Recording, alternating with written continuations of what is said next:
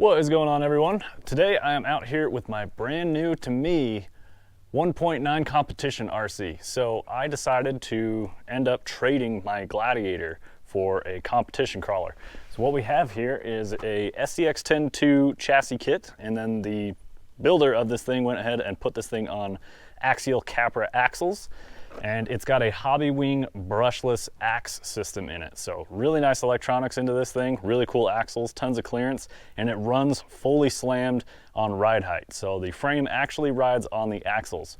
Now traditionally, I usually like a little bit of spring so it doesn't hop so bad when I'm climbing, but for a competition rig, I want absolutely as low of a center of gravity as possible. Let's go try out this gnarly rock canyon, see how this thing does, trying to navigate some of these obstacles. This is my dog Sydney, don't mind her. She's gonna be running around getting in the way of the shots many times. I know this because we've done it before.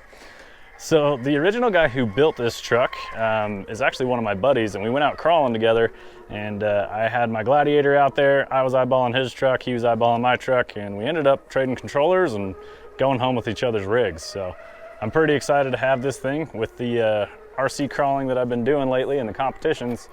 I've been wanting to have a good rig for 1.9 competitions. So this one is set up pretty much how I like. I like the axial Capra axles. In the future, they may change just for width, but I mean, right now it's slammed, it's low ride height, it's wide, it's super stable. It's a really fun truck. So let's check out this obstacle here, see if we can't dip that back left tire, help us pivot it.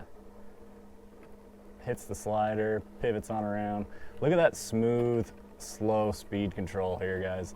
The axe system is amazing. Very cool. So if you guys are unfamiliar with what the Hobbywing AXE system does, basically it keeps your wheel speed constant to what your trigger pull is on the controller. So as the motor hits more resistance, the ESC automatically ramps up the power and keeps your wheel speed consistent as it needs more power. So on all my other rigs, as like it gets more bound up, you have to give it more throttle and power to kind of work your way through an obstacle. This ESC does that for you and kind of simplifies driving a little bit.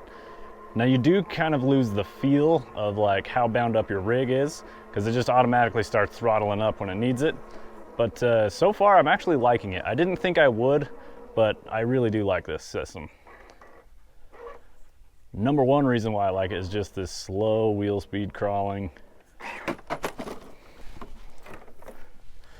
We'll take a reset on that one. See if we can work our way over a little bit. Square up to this wall and then cruise on up.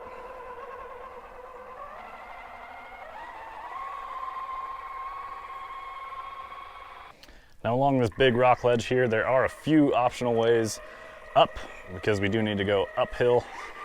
This one is the harder line. We'll go ahead and try this one out.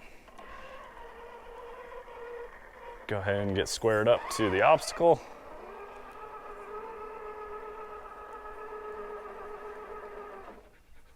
Maybe just a little bit of wheel speed. Yep, just a little bump. She cruised on up.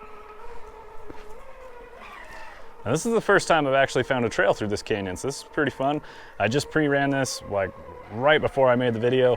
I looped right back down to the bottom and decided to show you guys through this canyon with a new rig. Well guys, in this one part of the obstacle, we're on the top of a waterfall here, and it's about 15 feet down. So this is really the only spot in this canyon where I just couldn't quite find a line through with this rig. Maybe with my four-wheel steer Capra, I could kind of crab crawl through here. We'll try and work it a little more, but it gets real steep and loose.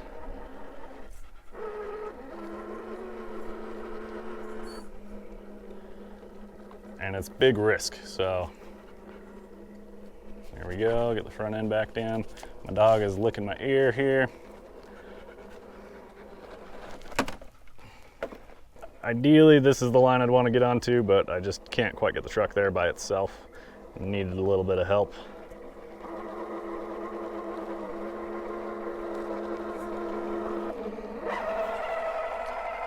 And then once we're past that little waterfall, onto this awesome little V-notch ravine, narrow slot canyon. So the number one goal on any of these little slot canyons like this, just stay balanced. Whichever wall is steeper, keep those tires higher on the wall.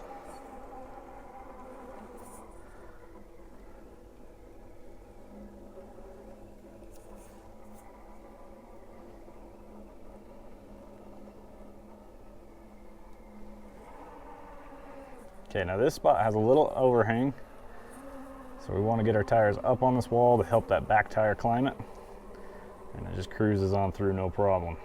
There's that underhang I was talking about, getting a view from the rear here.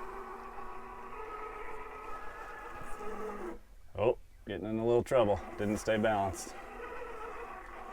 Get our back tire higher on the wall. This one's got an interesting crack that just runs like on a 45-degree angle through it.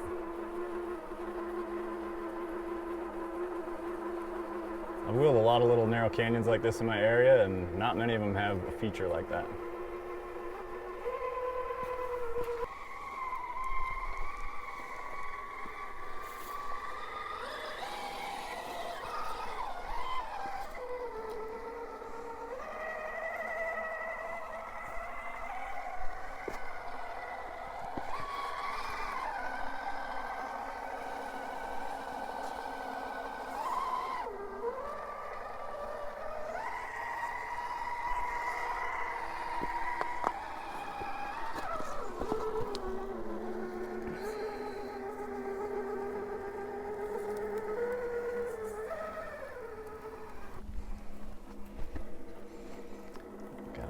V-notch with just a little bit of an underhang.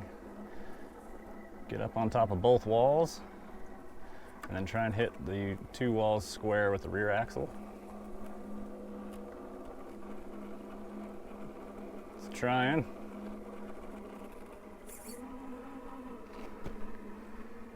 Nice. Predator compound BFG crawlers from Proline.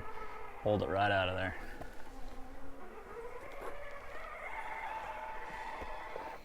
Well, awesome guys, that was a short and sweet little trail here down in southern Utah. I am in Sand Hollow State Park. That's where I go RC crawling all the time. So I hope you guys enjoy it. I am posting consistent content. Be sure to get subscribed. I'm just starting out and we are on our way up. So I would really appreciate any and every subscriber that joins along. There are affiliate links down in the description to A-Main Hobbies, Amazon, and Blue Coolers, so be sure to check those out. If you need anything from those stores, purchase it through my link. It does help out and support the channel. I greatly appreciate you guys' time, and we will see you guys in the next one. Keep the rubber side down.